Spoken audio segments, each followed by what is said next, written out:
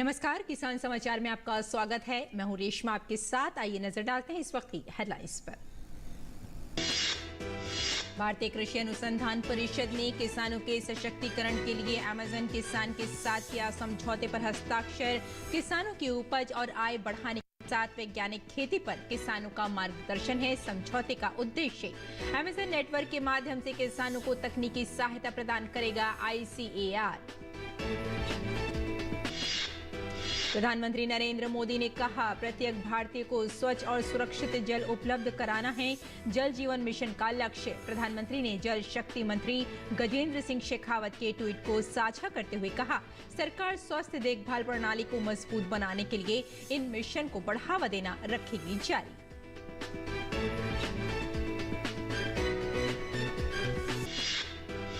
पूर्व मध्य अरब सागर के ऊपर बना गंभीर चक्रवाती तूफान बिपरजॉय और ज्यादा हो सकता है तीव्र। अगले 24 घंटे में उत्तर उत्तर पूर्व की ओर धीरे धीरे बढ़ने की संभावना। भारतीय मौसम विभाग ने अरब सागर में मछुआरों को समुद्र में न जाने की दी सलाह।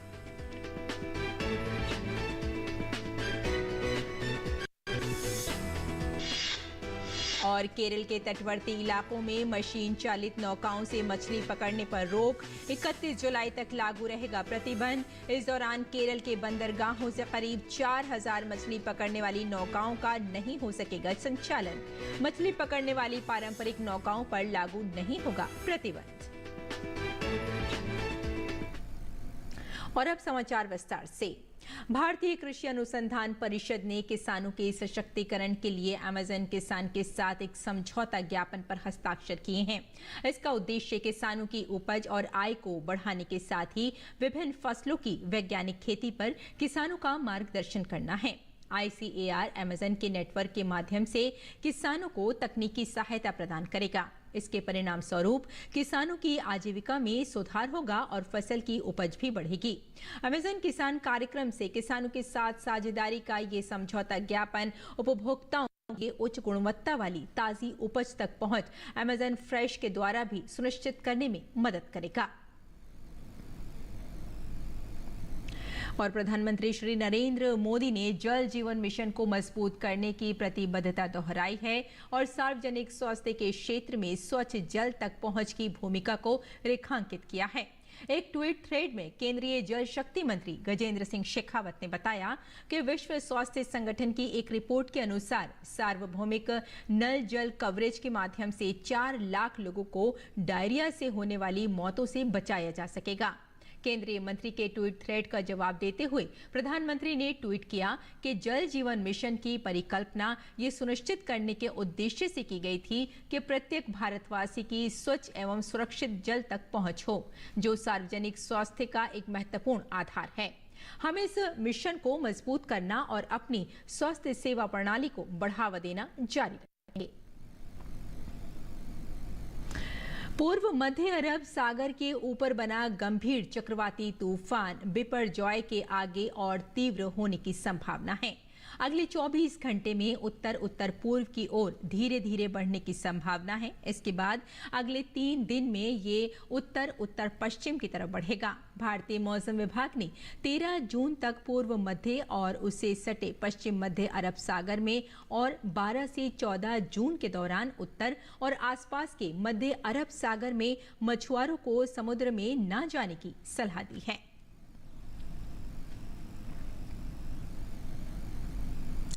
गुजरात के समुद्र तटों पर भी चक्रवात बिपरजॉय का असर नजर आ रहा है। वलसाड में तट पर ऊंची ऊंची लहरें देखी जा रही हैं। स्थिति को देखते हुए स्थानीय प्रशासन ने एहतियात के तौर पर तीथल बीच को 14 जून तक पर्यटकों के लिए बंद कर दिया है। साथ ही मछुआरों को समुद्र में न जाने की चेतावनी दी गई है। प्रशासन का कहना है कि अगर स्थिति ऐसी ही बनी रही तो जरूरत पड़ने पर दरिया कंथन गांव के लोगों को शिफ्ट किया जाएगा। अस्थायी विस्थापन के लिए प्रशासन ने व्यवस्था कर दी है। असम के गुवाहाटी में भारी बारिश के कारण कुछ इलाकों में जल भर गया है, जिससे जनजीवन अस्त व्यस्त हो गया है। सड़कों पर जल जमाव होने से लोगों को आने जाने में परेशानी हो रही है। और केरल के तटवर्ती इलाकों में मशीन चालित नौकाओं से मछली पकड़ने पर रोक लगा दी गई है। ये प्रतिबंध 31 जुलाई तक लागू रहेगा। इस दौरान केरल के बंदरगाहों से करीब 4000 मछली पकड़ने वाली नौकाएं संचालित नहीं हो सकेंगी। ये प्रतिबंध मछली पकड़ने वाली पारंपरिक नौकाओं पर लागू नहीं है। प्रतिबंधित अवधि के दौरान मछुआरों को मुफ्त राशन दिया जाएगा। राज्य के तटवर्ती जिलों में 24 घंटे चलने वाले नियंत्रण कक्ष स्थापित किए गए हैं। मछली पकड़ने से समुद्री पारिस्थितिकी पर पड़ने वाले प्रभाव को कम करने के लिए राज्य सरकार 1988 से प्रतिवर्ष कुछ समय के लिए मछली पकड़ने पर रोक लगाती है, जो मछली का प्रजनन काल होता है। इससे समुद्र में मछलियों की संख्या को सामान्य बनाए रखने में मदद मिलती है। केंद्रीय मत्स्य पशुपालन और डेयरी राज्य मंत्री एल मुरुगन ने आजादी का अमृत महोत्सव कार्यक्रम के तहत पुडुचेरी के माहे जिले में सागर परिक्रमा चरण 7 कार्यक्रम में भाग लिया और कार्यक्रम में उन्होंने मछुआरों से बातचीत की और तटीय क्षेत्रों से जुड़ी उनकी समस्याओं को भी सुना। प्रधानमंत्री नरेंद्र मोदी ने जम्मू कश्मीर में लेवेंडर की बढ़ रही लोकप्रियता पर भी प्रसन्नता व्यक्त की है। प्रधानमंत्री ने अपने मन की बात कार्यक्रम के उस क्लिप को साझा किया है जिसमें उन्होंने लेवेंडर के विषय को रेखांकित किया था। केंद्रीय मंत्री डॉक्टर जितेंद्र सिंह के एक ट्वीट के जवाब में प्रधानमंत्री ने ट्वीट किया है कि जम्मू और कश्मीर में लेवेंडर को लोकप्रिय होते देखकर अच्छा लगा है। मैंने हाल ही में मन की बात कार्यक्रम के दौरान भी इस विषय को रेखांकित किया था।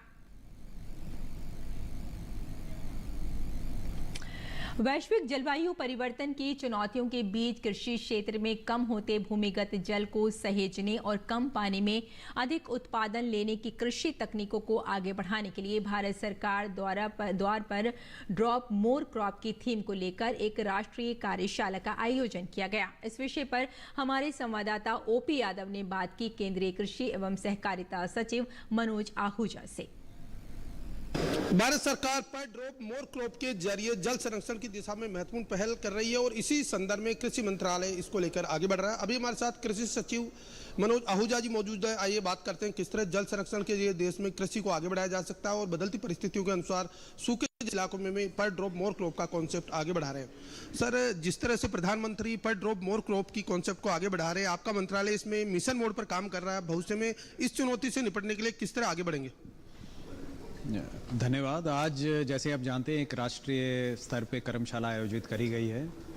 15-16 में ये योजना आरंभ हुई थी और ये 8 वर्षों में कुछ 78 लाख हेक्टेयर पर ड्रॉप मोर क्रॉप में अंतर्गत करा गया है और हम इसी लक्ष्य को प्रतिवर्ष बढ़ाना चाहते हैं कि कम से कम 20 लाख से लेकर 30 लाख हेक्टेयर पर ड्रॉप मोर क्रॉप में ड्रिप इरिगेशन में हम कर पाएँ।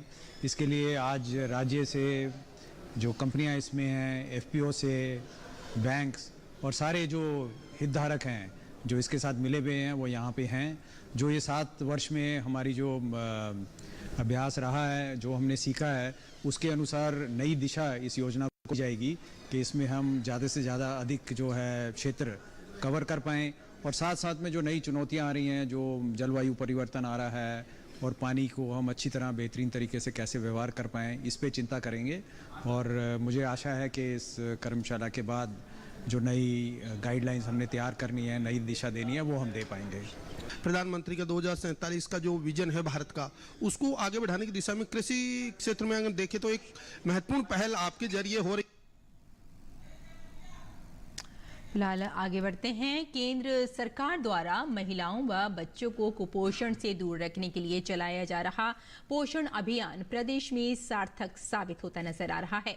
बिलासपुर जिले में आंगनवाड़ी केंद्र के माध्यम से हर माह महिलाओं व बच्चों के पोषण के लिए निःशुल्क आहार प्रदान किया जा रहा है। आइए देखते हैं ये रिपोर्ट।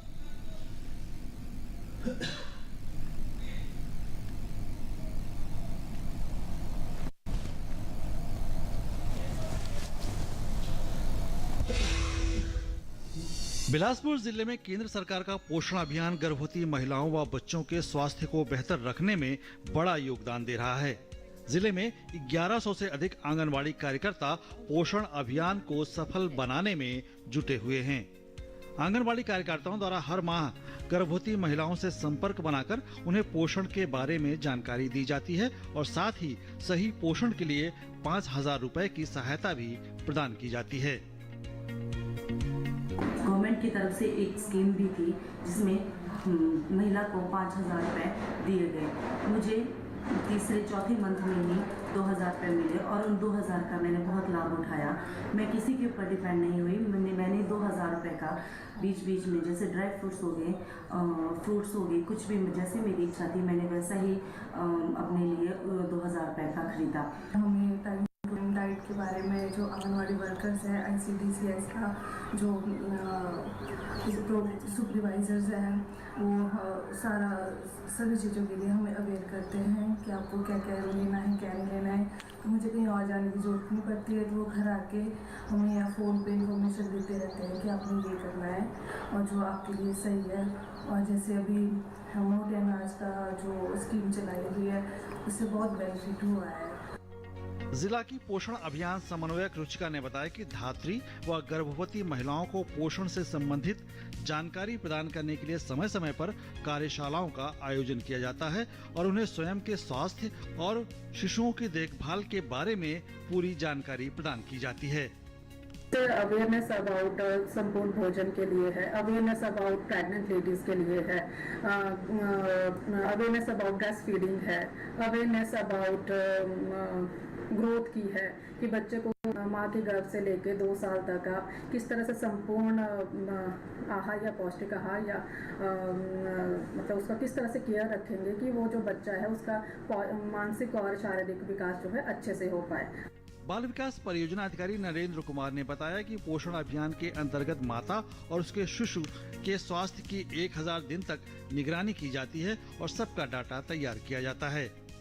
पोषण अभियान के अंतर्गत सर जो हमारी एक्टिविटीज़ हैं, एक तो जो सबसे मेन है पोषण ट्रैकर में हमारे जो वर्कर्स हैं 1111 हैं पूरे जिला बिलासपुर में, जो कि पोषण ट्रैकर पे पूरी रिकॉर्ड मेंटेनेंस का सर जिसमें रियल टाइम मॉनिटरिंग हो रही है और उसके तहत जो है जो हमारी हर कार्यकर्ता ने जो है वो सर्वे किया होगा अपने एरिया का, गर्भवती महिलाओं का, धात्री महिलाओं का, बच्चों का, और वो उससे रियल टाइम मॉनिटरिंग हो रही है। तो कि क्या स्टेटस है किस सेंटर का उसको पता कर लेते हैं। कोई भी अधिकारी चाहे वो ब्लॉक स्तर का है, जिला स्तर का है, राज्य स्तर का है या राष्ट्रीय स्तर के अधिकारी उसको एसेस कर सकते हैं। केंद्र सरकार द्वारा चलाए जा रहे पोषण अभियान से जहां महिलाओं के स्वास्थ्य में सुधार देखने को मिल रहा है, वहीं उनके शिशुओं के स्वास्थ्य की भी अच्छी तरह से देखभाल हो रही है। बिलासपुर से अजय उपाध्याय की रिपोर्ट, DD न्यूज।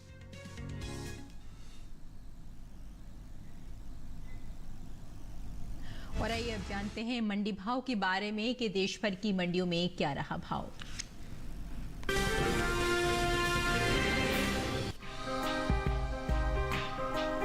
शुक्रवार को कृषि उपज मंडियों में मक्का का कारोबार उतार चढ़ाव के साथ हुआ, जबकि कुछ मंडियों में स्थिर भाव रहा। भाव पर नजर डालें तो उत्तर प्रदेश की डिबाई मंडी में 8 जून को मक्का का भाव 1,600 रुपए रहा।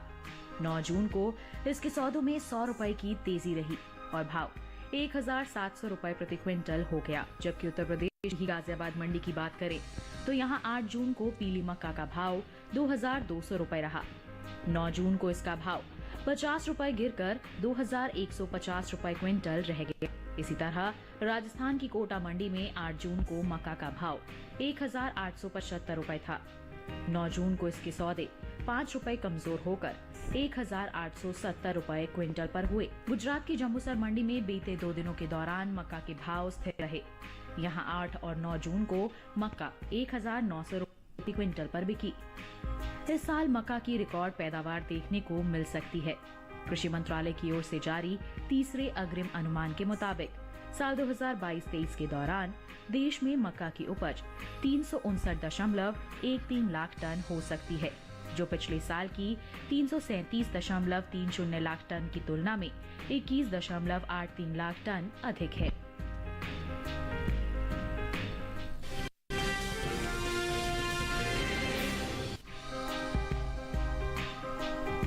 शुक्रवार का दिन अरहर के लिए उतार चढ़ाव भरा रहा, यानी कुछ मंडियों में इसके भाव गिरे तो कुछ में तेजी देखी गई।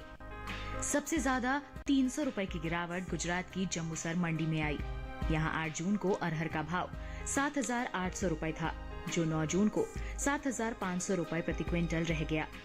वहीं गुजरात की राजकोट मंडी में बढ़त का रुख रहा। यहाँ 8 जून को अरहर का भाव 8,605 रुपए था।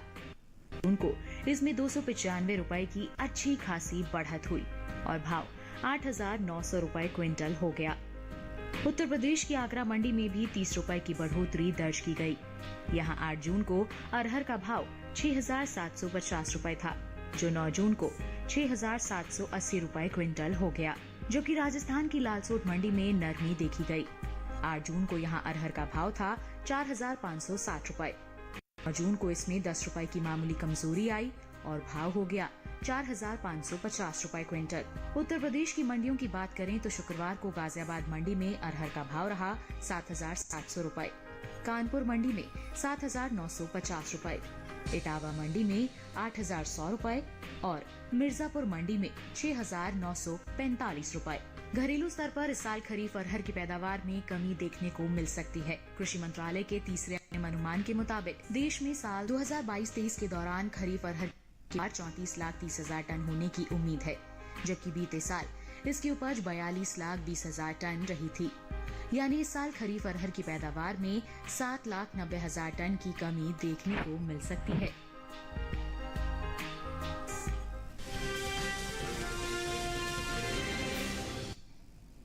और आइए अब जानते हैं कि इस मौसम में किसान कैसे रखें अपनी खेती का ख्याल।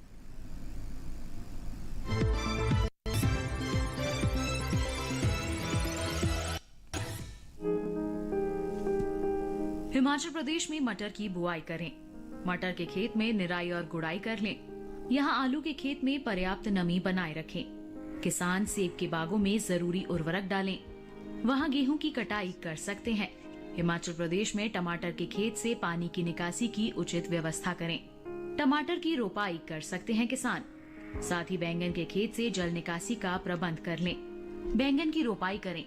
अभी भिंडी की बुआई कर सकते हैं। हिमाचल प्रदेश में करेले की रोपाई करते रहें। किसान लौकी की रोपाई कर लें। इसके अलावा प्याज की खुदाई करें। प्याज के खेत में सिंचाई कर लें। उत्तराखंड में सोयाबीन की बुआई कर लें किसान धान की रोपाई कर सकते हैं। वहीं मक्के की बुआई करते रहें। मक्के के खेत से पानी की निकासी की उचित व्यवस्था कर लें। इसके साथ ही मूंग के खेत में निराई और गुड़ाई कर लें। इसी तरह अरहर के खेत में निराई और गुड़ाई कर लें। उत्तराखंड में धान की नर्सरी तैयार कर सकते हैं किसान। अभी लाल मिर्च की तुड़ाई कर लें। किसान गन्ने के खेत में सिंचाई करते रहें। उत्तराखंड में बैंगन के खेत में पर्याप्त नमी बनाए रखें। इसके अलावा भिंडी की तुड़ाई कर सकते हैं। साथ ही अमरूद के बागों में सिंचाई करते रहें।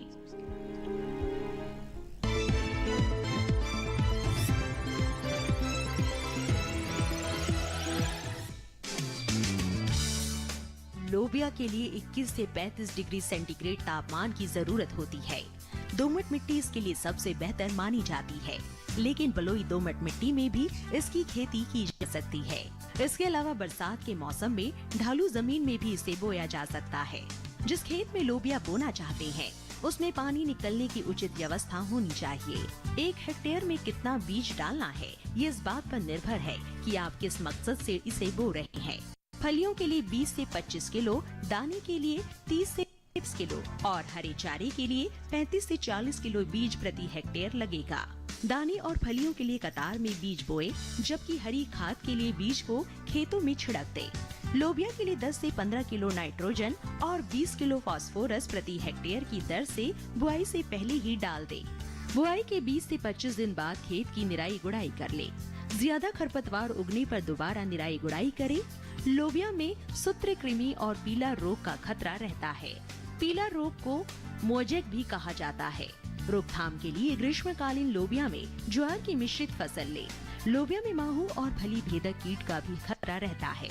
फसलों में लगने वाले इन रोगों और कीटों से बचाव के लिए किसान विशेषज्ञों की सलाह से उचित दवाओं का छिड़काव करें।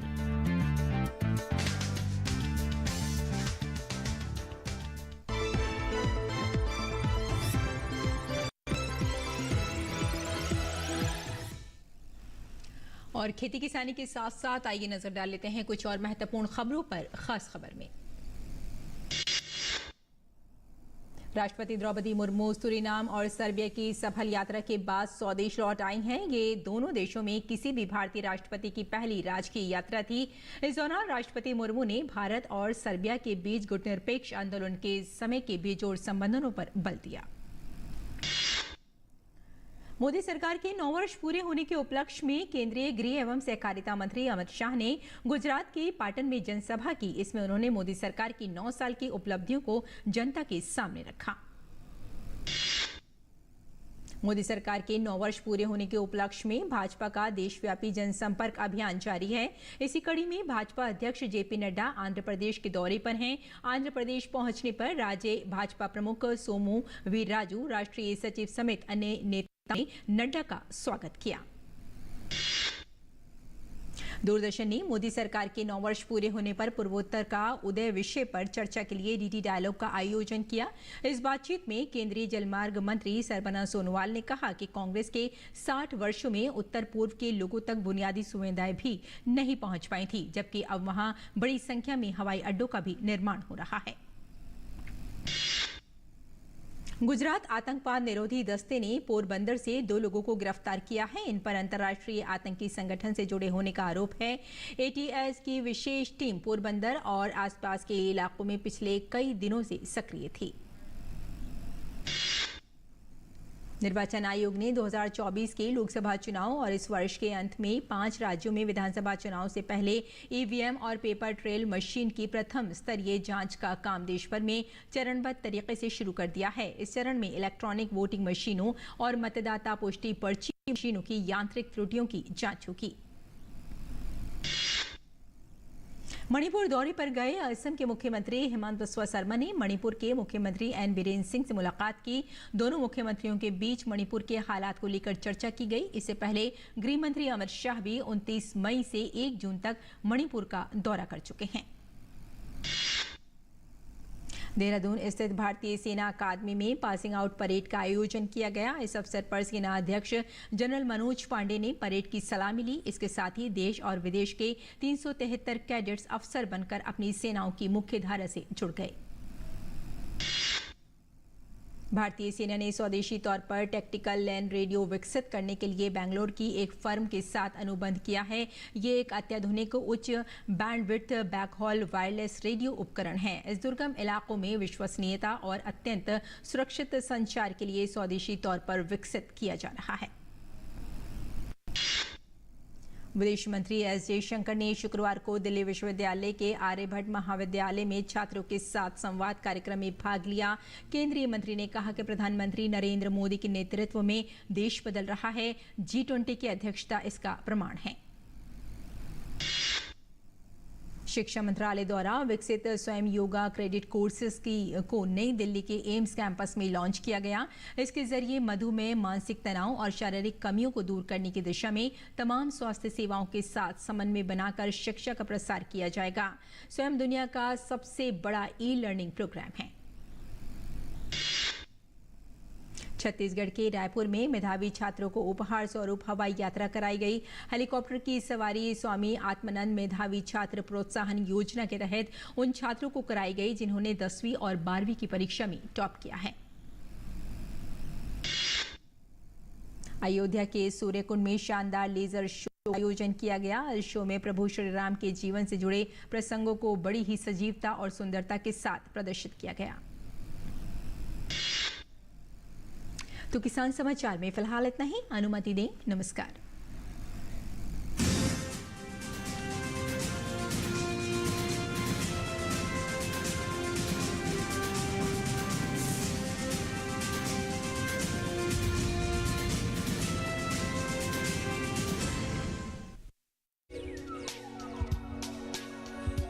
पशु को सूखी खांसी या सांस लेने में हो कठिन